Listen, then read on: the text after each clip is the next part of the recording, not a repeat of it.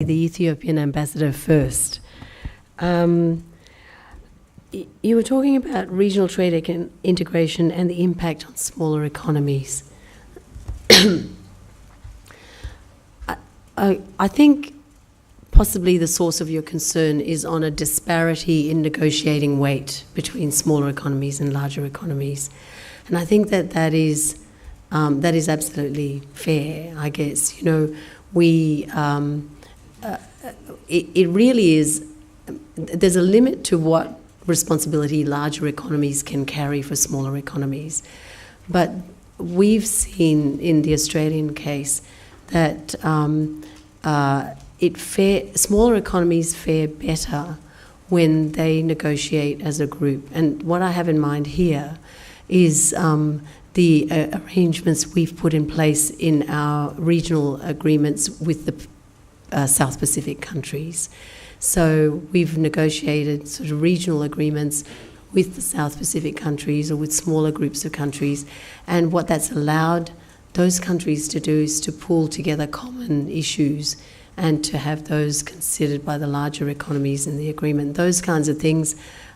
So you know, there is a way in which these countries can get their views heard and to get the necessary weight.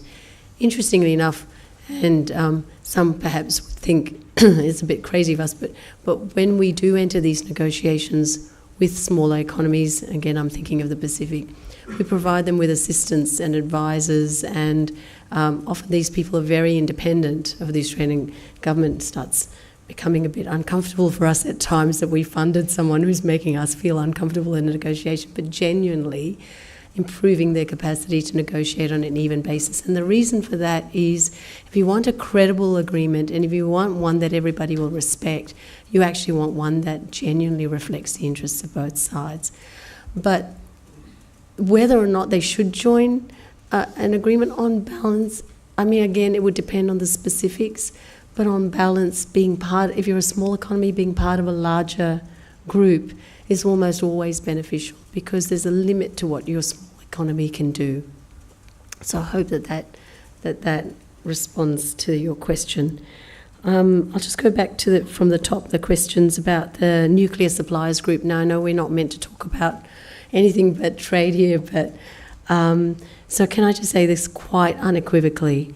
The Australian government is very, very supportive of India's entry into the nuclear supplies group. We very much want to see India enter, engage, and to make the contribution that we know it can make in that group and in other groups as well.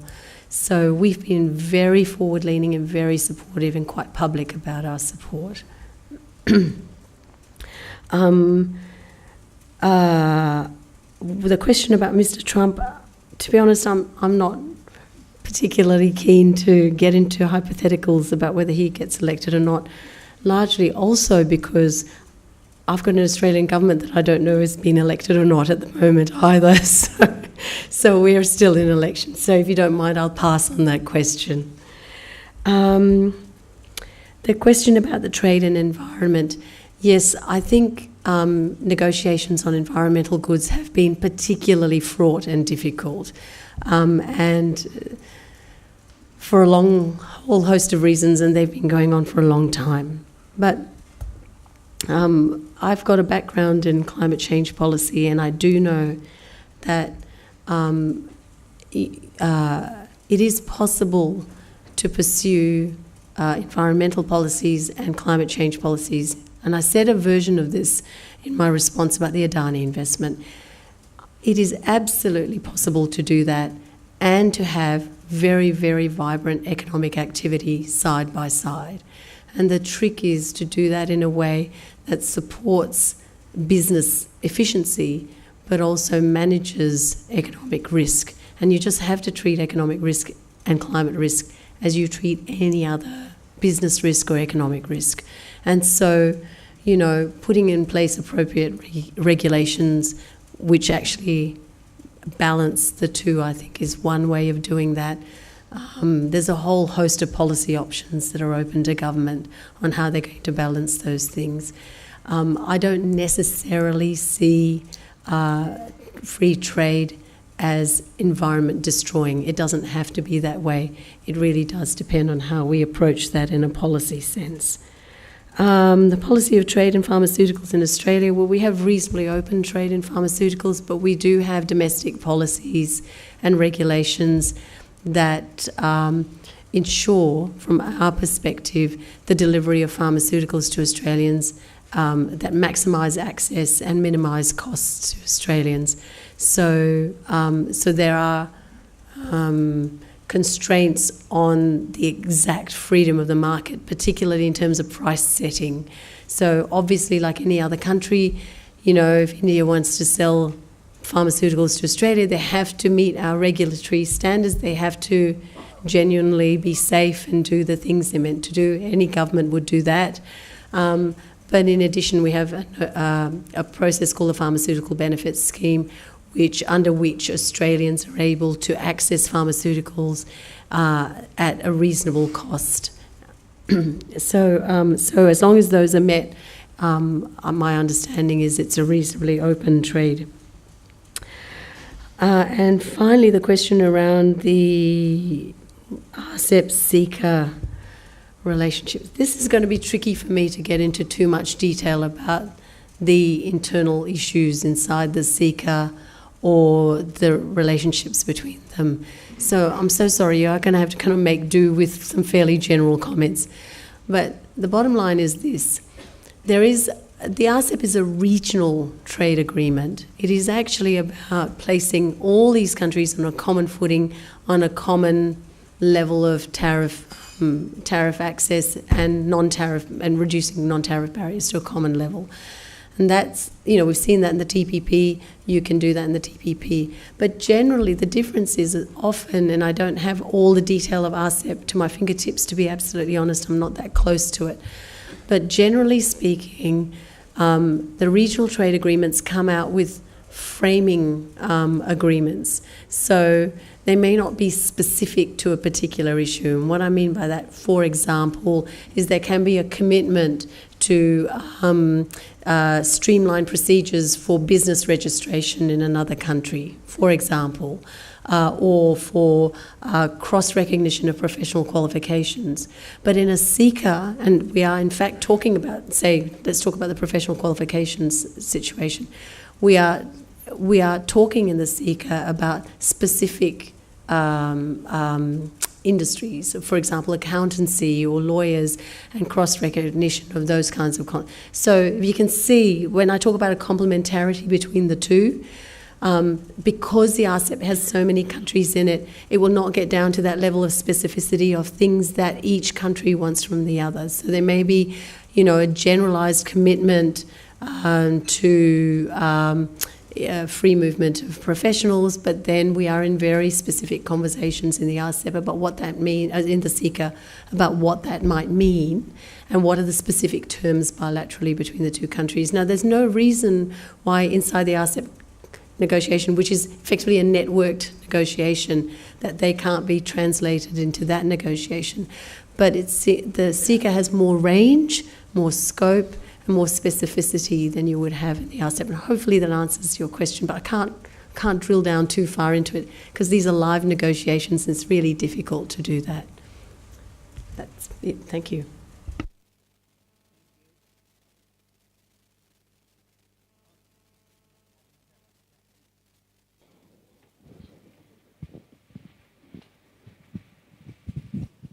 Your Excellency, I'm here in the corner.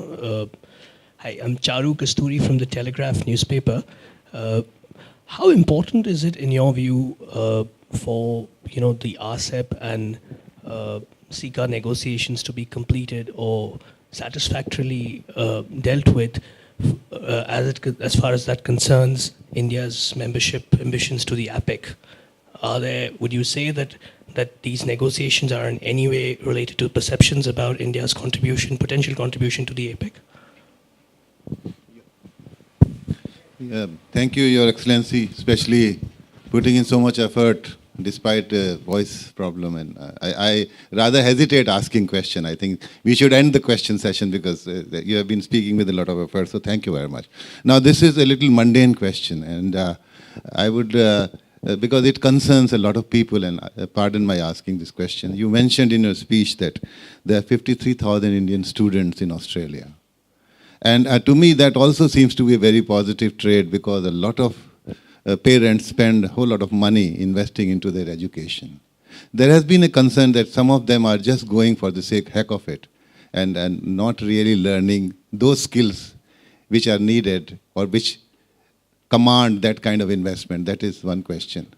And what kind of quality one can put into that, one. The other, which is a very, very relevant question in the present context in Delhi, the problems which we are facing in Delhi. There was a lot of tension between the local populations, or maybe a group of people, and the Indian students in Australia. And Australia, to a very large extent, resolved that issue.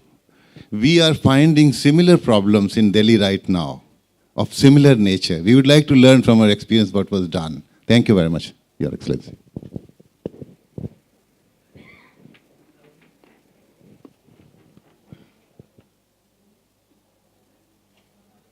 Good evening, High Commissioner. Just one small question. I understand you're saying there's no timeline to the India-Australia SECA, but I'm just coming from what happened, in our last 2 years, especially last year.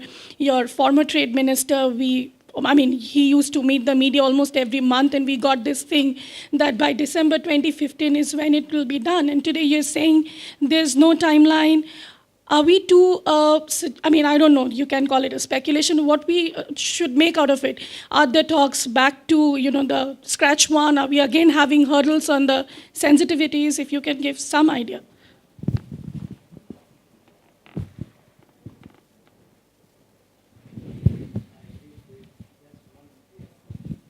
I'm Dr. Seshadri, former Vice Chairman of RIS, another think tank here. Australia is regarded as a parent of APEC. Your former Prime Minister is credited with having initiated this forum. Now, there is some interest in India to become a member of APEC. And this has particular salience at this point of time, when there is a perception domestically that structural changes are necessary in terms of reform in India to be able to become more competitive again, to bring down transaction costs, to improve trade facilitation, and so on.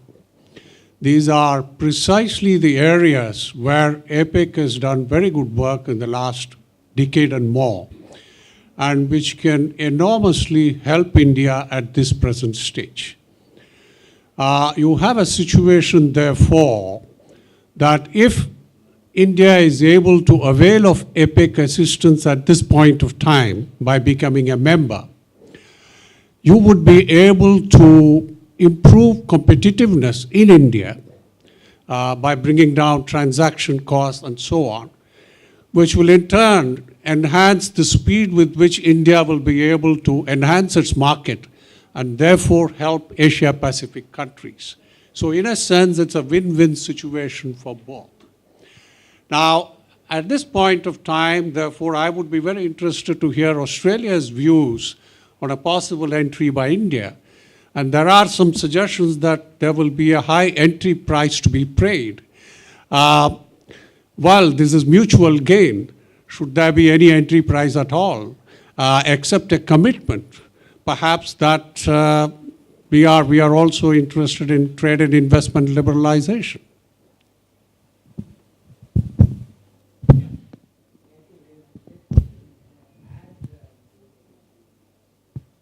One observation, just to see what is your reaction to something provocative. You mentioned, and this is the common perception also, that in 15 years of the WTO talks, no progress could be made, so people have gone to regional and mega-regional. Now, I have an alternative construction. My opinion is that a huge amount of progress had been made in the WTO talks by 2008. by any standard. And I was recently also discussing with some knowledgeable people in Geneva. They all said and agreed with me that the feeling in Geneva at that time was that we are nearly there.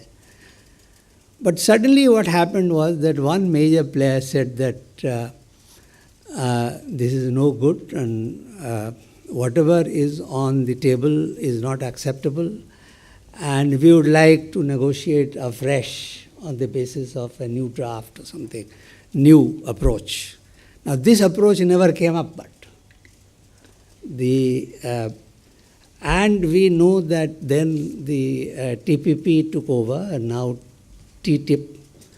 So it was first that some players decided that they should go for regional, and they should pronounce multilateral dead by this means, because as I am mentioning, a lot of progress had been made. They were nearly there. Of course, on some subjects, progress had not been made, but in market access area, in agriculture as well as industry, huge progress had been made. So it was not that the failure of multilateral caused people to go for bilateral or regional, but the preference of some players for bilateral or for regional happened first, and that caused the failure or apparent failure of multilateral. Now, how do you react to this observation? You sure know how to be provocative. Okay, why don't I take that first? So I don't know that I accept that, there was a sudden global move to regional after 2008. We've seen regional trade agreements far predate 2008. They've been around for quite some time in amongst ASEAN, amongst a whole other bunch of countries. Australia's been involved in quite a number of regional trade agreements. I wouldn't actually, I don't necessarily accept. I think multilateral negotiations, be it in the WTO or in anywhere else. So for the last few years before I took up this job, I was the head of our multilateral policy in our foreign service. I was the head of the UN area. You see the same thing happening. I think that it is genuinely difficult now to get multilateral agreements in place. And that is just simply a function of the increased complexity of the world we're in. We see time and again in very big issues, and I think trade is one, climate change is another. There are quite a number where multilateral outcome is absolutely the best outcome. Why? Because it creates a single global level playing field for a global issue. Now, various countries have different views about it. It is impossible in a multilateral negotiation to get ambition because you're always trying to be inclusive, and ambition and inclusiveness often work at cross purposes. But I do think that as things have got more complex and it's genuinely got more difficult to gain agreement on a multilateral basis, regional agreements have been around for a while. They're genuinely complementary. I don't see it as an either-or proposition. I just don't. And I think that the TPP is a good thing, delivers a whole bunch of things.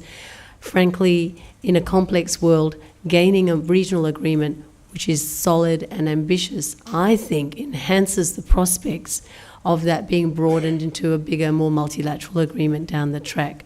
Because as more countries get these similar, you start getting this network effect that starts to happen amongst these agreements. So, it's very hard to predict, but I just do think that when I think about the start of my career when the Uruguay round was on, and I think about the Doha round, I actually see those two things happening in very different worlds. And the Uruguay round, as you well recall, was an incredibly complex and very difficult negotiation in its own right. And in a world where, if you look at where developing countries have gone in that period, You know, developing country GDPs have grown tremendously. They have more power, more weight, more heft, and obviously they want more voice, and there's much more diversity of view and opinion and systems in play, in active play. I think this is a good thing, but it does make things more complicated. So that's my view on it. Where was I going to? Gosh, so many questions. Okay. I'll start at the top. The person from the Telegraph. Oh no, I might take. Hang on. Let me just go back to the seeker timeline question. Your question. So can I just clarify? Can I be really, really clear about what I said? We had a timeline to December last year, and I've said in my speech that what we found was that these were genuinely complex negotiations, and they ended up taking up a bit more time than we would have liked. Our trade minister, our trade envoy, recently was visiting here. We've had ongoing negotiations. It hasn't stalled. We have continued to move the negotiations forward, and that occurred all the way up to the start of our caretaker period a few weeks ago. Our trade envoy said when he was here in April, he was our former trade minister, now our trade envoy, Mr. Rob, said that he believes we are about 8 weeks away from conclusion. And so the message to you is we are very well advanced. We are not far from conclusion. But I can't set a timeline simply because of the situation I find myself in today as a representative of a government that is in caretaker period. I simply cannot commit, as like a good public servant, I can't commit a future government to a timeline. So that's been my constraint. So hopefully that's clear. Okay. The question about APEC membership. The gentleman who asked the question last, I think, put it very well. So two things. How important are ASEP and SECA to India's membership of APEC? What's the entry price that India has to pay for APEC? So let me just put it this way. All of this is caveated by the fact that there is a membership freeze in APEC at the moment, so we'll have to work through that. But assuming, let's put that to one side. It's my view, it is the Australian government's view, that India joining APEC will be a good thing. It'll be a good thing for India, it'll be a good thing for APEC, frankly. I think India being not in APEC is actually to APEC's detriment. I think that APEC would be a better organisation. I think India would be better for it. The gentleman who asked the question here about the benefits that will flow from APEC, I think that is genuinely true. The benefit of APEC for India is access and the ability to be in conversation with a whole bunch of countries that have actually tackled these kinds of issues about, simplifying economic processes, streamlining economies, doing all the things that APEC members have done up to now. I'm not aware of, and I may be absolutely wrong, but I've been working this business a fair while. I'm not aware of a membership price that has to be paid. I'm not aware that to join APEC you need to commit to certain trade reductions or anything like that. As far as I know, that is not the case.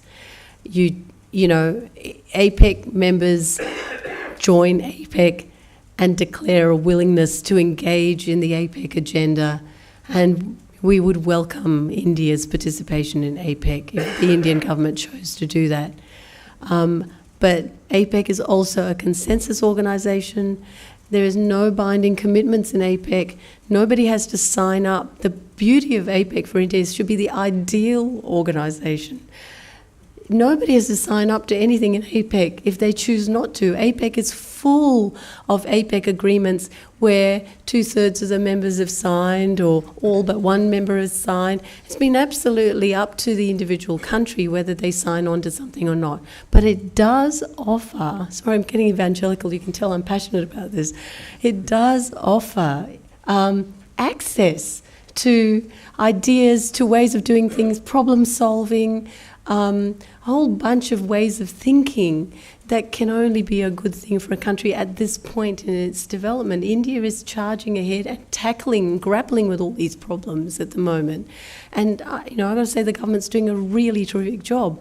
But here's something that could be a resource for India. And so that's why I think in the end, if that means that we come closer together, we start to talk better and closer together about economic cooperation, that can only be a good thing. So that's my view in APEC. And finally, the question about students and student issues. I'm so glad you asked that question in spite of my failing voice. I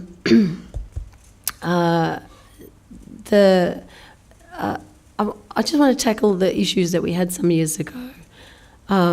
They came from a set of isolated incidents which happened fairly close in time. They were in no way, I think, a reflection, I think people understand that, no way a reflection of the general state of life in Australia. As an Australian of Indian origin myself, I've grown up in Australia, I've never really experienced anything like that, But these were vulnerable people in vulnerable situations, and they were targeted, and it was a terrible thing that happened to them. But it was a bit of a wake-up call for us. What did we do? We actually, in response, we recognised that it was the case for many students of Indian origin, not just Indian students, interestingly enough, but students from quite a number of other countries, that because they're students, they don't have a lot of money, they tend to live very far away. So they tend to take jobs that go late into the night and then commute alone on public transport late at night. And even in the safest of countries, that's not the safest thing to do. So we put in place, in fact, just about every police force in Australia, because they're state police forces, now have dedicated student units. They provide information to students when the students are registering that first week at university when you're doing all your registration. There are stalls, there's information that's provided. They provide, we've set up helplines, we've set up dedicated hotlines. Before I came here, I was briefed on this. I actually there's always one person in each police force that's actually dedicated to this task. And they reach out to the students. And that's not always easy because many students come from countries where, talking to a policeman is not really what you want to do. But we've really put a lot of effort into that. The government has put a lot of effort into it, and state governments in particular, because, in the end, governments are responsible for law and order. If this is a law and order issue and it was a problem, well, we sort of had to tackle it, and we did. We just paid a lot more attention to it. We advised students about making sure that they were safe. We've intervened and worked with educational institutions to ensure that opportunities are given for students to live in less remote areas, in more central areas, that they can be much safer environments. So there's been a whole host of interventions that we put in place since then. I'm not going to say there's never going to be another incident. I genuinely hope there never will be. But I think we're much better equipped to provide information at the front and to respond if anything happens, and respond very quickly, because these are like serious hotlines that we put in place. I'm really so pleased to see how many Indian students are going to Australia. Quite a large number of Australian institutions are operating in India. Australian education is really top-notch education. It really is. I have this from my own experience when my family migrated to Australia from Singapore. In Southeast Asia, there have been many people for quite some time who've studied in Australia. And the understanding is that Australia has, outstanding education. And I remember when my father made the decision to move to Australia with us, I was a little girl, it was for the children's education. That's why we went, I've had the benefit of a fabulous Australian education. It is absolutely world class. I think that when people make the investment, they genuinely get a good return on the investment. We are working very hard to ensure that students get the best information they can before they go. And I would really, really advise people to do their homework, because the government can't fix everything, but genuinely do their homework, sign up with a reputable institution and get the top-notch education they deserve. The government's doing what it can to support students when they're there. So student visas now allow a student to work for up to 22 hours a week to support themselves and manage their finances. Most student visas also allow students to stay in Australia for up to 2 years and work after they have graduated. So, the student returns to Australia with a top-notch qualification and work experience under their belt. They're employment ready. And, we see that as us doing our bit to collaborate with India in building its economy. So thanks. Thank you, High Commissioner. Let me ask the participants to join me in expressing our appreciation to High Commissioner.